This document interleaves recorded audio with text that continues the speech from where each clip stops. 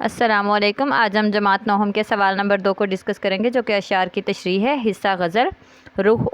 رخ و زلف پہ جان کھویا کیا، اندھیرے اجالے میں رویا کیا۔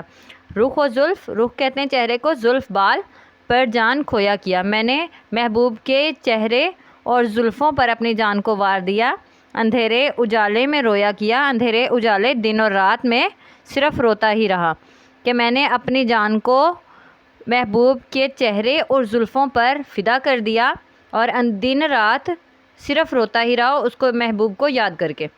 اب یہاں پہ مفہوم ہے محبوب کے چہرے اور زلفوں کو یاد کر کے میں دن رات روتا رہا۔ تشریح ہے شاعر کے تصوراتی، تصور سوچ میں، خیالی دنیا جسے کہہ سکتے ہیں، دنیا محبوب کے تصور رعنائی، رعنائی مینس خود آرائی، خود کو سجانا، اور جمال حسن سے آباد ہے۔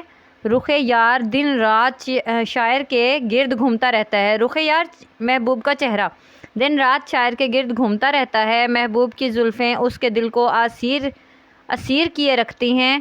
تو زلف سمیٹے تو ملے دن کو اجالا، تو زلف بکھیرے تو بنے رات کی صورت۔ محبوب کا چہرہ اور حسن شاعر کی تاریک یعنی کہ اندھیری زندگی کو اس طرح روشن کر دیتا ہے جس طرح روشنی رات کی تاریکی کو اجالے میں تبدیل کر دیتی ہے۔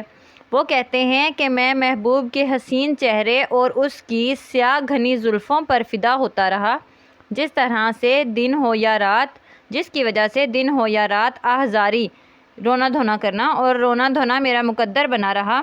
محبوب سے ملاقات سے قبل پہلے ہماری زندگی میں اتنے غم نہ تھے، محبوب سے ملاقات کے بعد تو سکون و چین ہر شے برباد ہو گئی ہے، مگر مجھے محبوب نہ مل سکا، البتہ رونا دھونا میرا مقدر بن گیا۔